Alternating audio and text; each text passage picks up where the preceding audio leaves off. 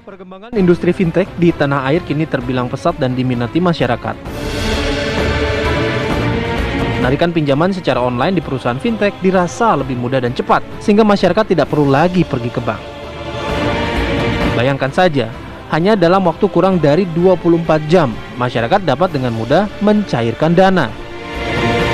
Namun di balik kemudahan yang ditawarkan, pinjaman online atau pinjol menawarkan bunga yang lebih tinggi dibandingkan pinjaman biasa.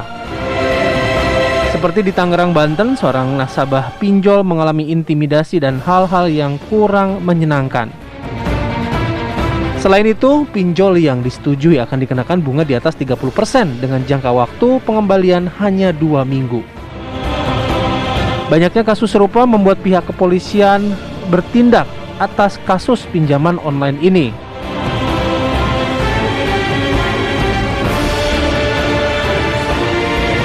Ada 86 karyawan perusahaan pinjaman online yang digerebek polisi di Sleman, Yogyakarta pada Jumat dini hari. Mereka diangkut menggunakan 2 bus dan 1 truk dengan pengawalan ketat aparat bersenjata lengkap. Selain itu, polisi juga menyita 105 unit komputer dan 105 unit telepon genggam. Selanjutnya, proses penyelidikan ini akan dilakukan di Treskrimsus Polda Jawa Barat untuk menentukan status hukum ke-86 karyawan ini. Jajaran Polda Metro Jaya turut menggerebek 2 lokasi masing-masing di sebuah ruko di Kecamatan Cipondoh, Kota Tangerang dan Cengkareng, Jakarta Barat. Penangkapan ini dilakukan sejak hari Selasa 12 Oktober lalu. Para tersangka berperan mengirimkan SMS berisi penagihan utang berisi ancaman kepada para peminjam. Tim TV One mengabarkan.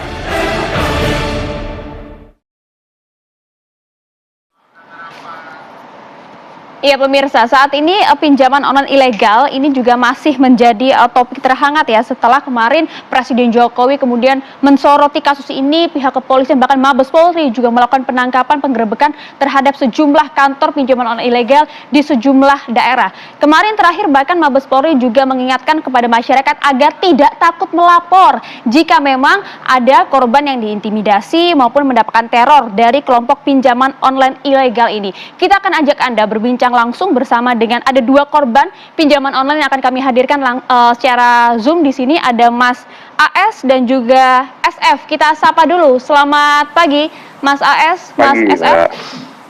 Pagi. Ya, dan juga sudah terhubung juga bersama kami ada Mas Pratama Persada, pakar keamanan cyber. Selamat pagi, Assalamualaikum. Pagi, waalaikumsalam. Ya, saya coba ingin langsung penasaran, saya mau ke Mas AS dulu. Mas AS, bisa Anda ceritakan bagaimana kejadian yang menimpa Anda terjerat dengan pinjaman online ilegal ini, Mas? Dia ini ada satu aplikasi sih Mbak, satu aplikasi yang ternyata di dalam aplikasinya itu terdapat aplikasi yang lain. Jadi ada aplikasi di dalam aplikasi. Dan Anda awalnya ikut, sih berapa aplikasi di sana? awalnya satu aplikasi dengan peminjaman limit pertama itu 1,2 dan 1,2 juta ya, dan nerima 820.000 yang saya terima, dan harus diganti dalam tempo 7 hari. Di hari kelima intimidasi itu udah langsung keluar dari pihak pinjolnya itu. Bentuk-bentuk intimidasi yang Anda terima apa saja, Mas?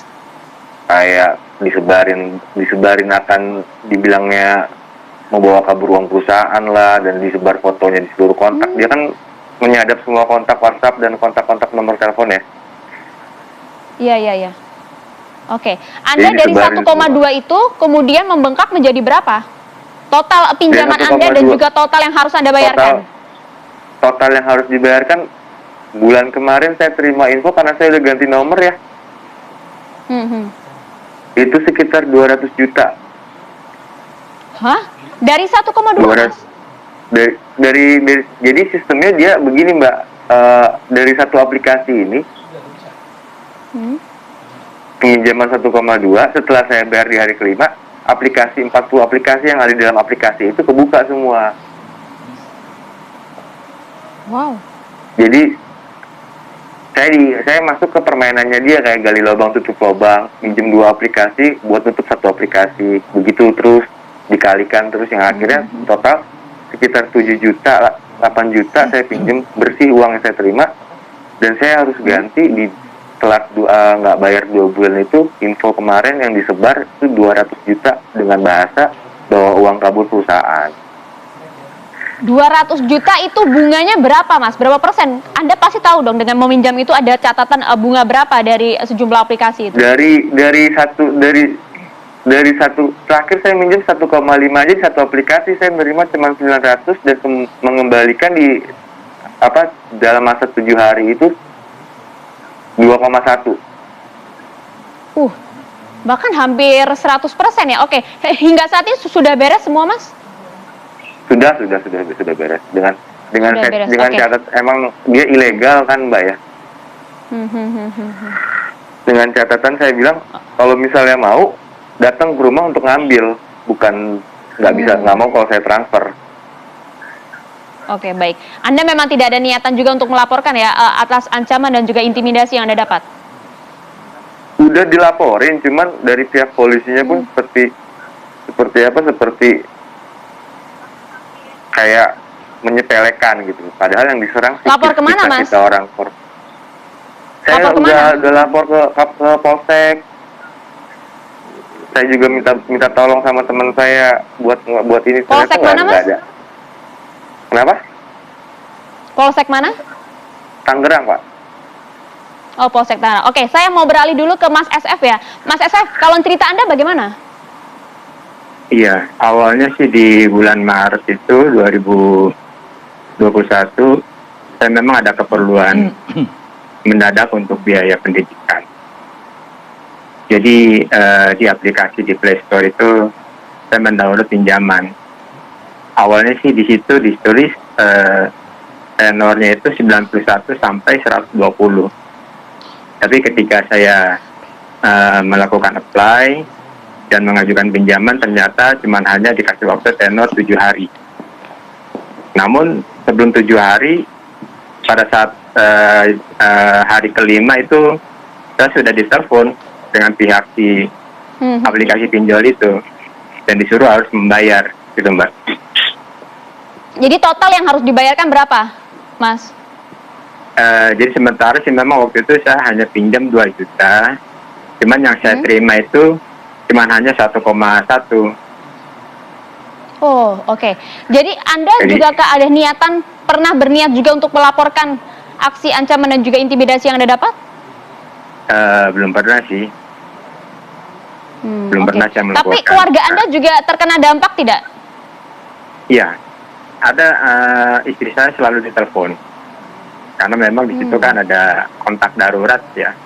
Kontak darurat yang harus kita isi sebagai persyaratan dari pencairan pinjaman itu sendiri.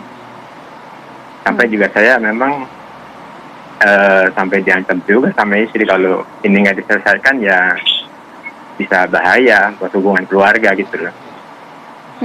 Oh, berdampak juga terhadap hubungan keluarga karena istri Anda pun juga mendapatkan ancaman ya? Iya, betul. Oke, saya ingin ke Mas Pratama kalau begini. Mas Pratama, tadi bahkan Mas AS sempat jelaskan. Jadi dia meminjam di satu aplikasi saja. Tapi mengapa kemudian belasan aplikasi lainnya ini juga ibaratnya menjebak begitu ya kalau dapat dikatakan. Ini skemanya bagaimana sih, Mas?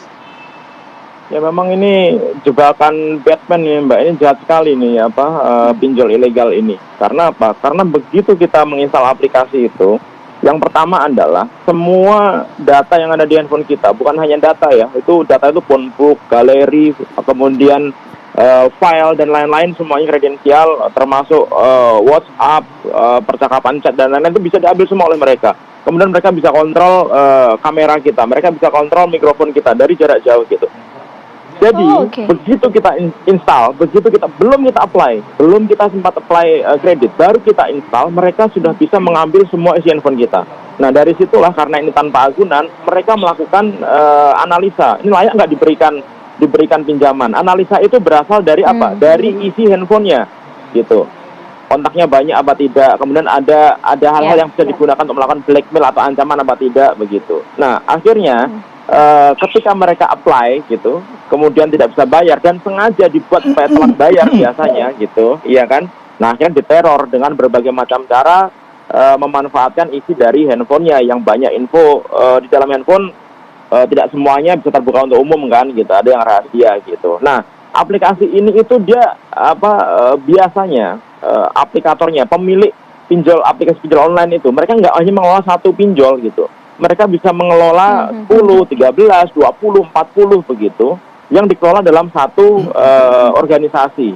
Nah, begitu mereka tahu ada yang download, kemudian mereka tahu sudah memberikan pinjaman dan ada histori mereka melakukan peminjaman gitu.